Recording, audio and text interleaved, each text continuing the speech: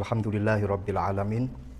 Wassalatu wassalamu ala sayyidina wa maulana Muhammadin wa ala alihi wa sahbihi ajma'in. Allahumma syrah li sadri wa yassir li amri wahlul 'uqdatam min lisani yafqahu qawli, amma ba'du. Pertama, ingin saya sampaikan bahwasannya para santri adalah calon pemimpin masa depan. Syababunal yaum rijalunal ghad. Pemuda di zaman sekarang adalah pemimpin di masa depan.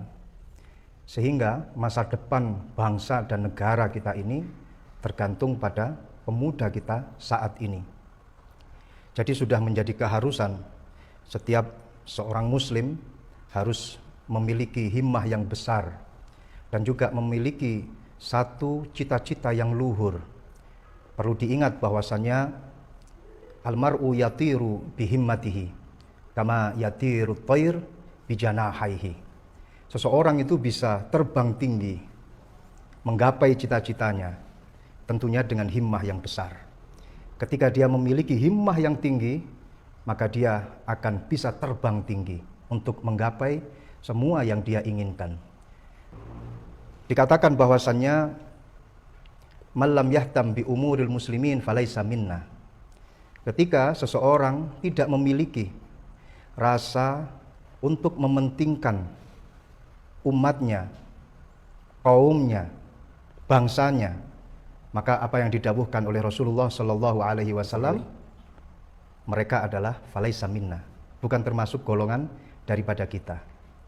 Nah, saat ini kita harus bersungguh-sungguh sebagai thalibul ilmi, sebagai pencari ilmu, harus memikirkan ke depan, di mana ketika orang itu belajar di masa-masa mudanya, ini adalah masa emas, masa yang tidak akan terulang kembali.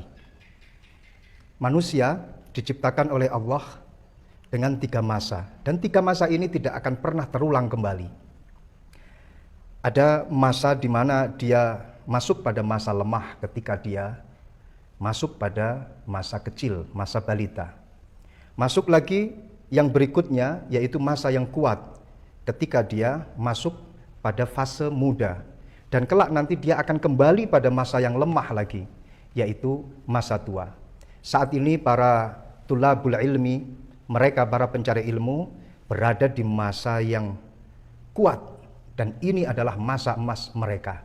Tidak boleh kemudian mereka menyia-nyiakan masa ini, karena masa ini tidak akan pernah kembali lagi. Sebagai seorang pemuda dalam masa-masa mencari ilmu, dia harus mengeluarkan segala kemampuannya untuk mendapatkan ilmu, yang mana ilmu tersebut adalah modal mereka untuk menata dirinya dan juga menata masyarakat. Maka dari itu, apa yang dipelajari di pondok pesantren itu semuanya ada. Mulai dari kognitif, afektif, dan psikomotorik, semuanya bisa kita dapatkan di lingkungan pondok pesantren.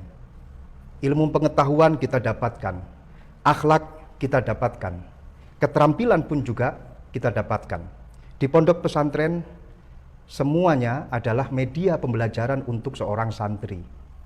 Apa yang dia lihat adalah materi pembelajaran untuk dirinya. Apa yang dia dengarkan dan apa yang dia rasakan, semuanya itu adalah materi pembelajaran untuk dirinya. Ketika seorang santri melihat kiainya, ustadznya melakukan apa saja, semuanya itu adalah uswah bagi para santri. Apa yang dia dapatkan dari kitab kuning, dari buku-buku yang dia pelajari, itu adalah nilai tambahan kognitif bagi para santri. Dan tentunya di lingkungan pondok pesantren, kita pun semuanya diajarkan untuk selalu mengedepankan akhlakul karimah. Dan ditekankan kepada kita bahwasannya akhlak itu adalah barometer bagi seseorang. Harga seseorang itu tergantung pada akhlaknya. Karena qimatul mar'i min akhlaqihi.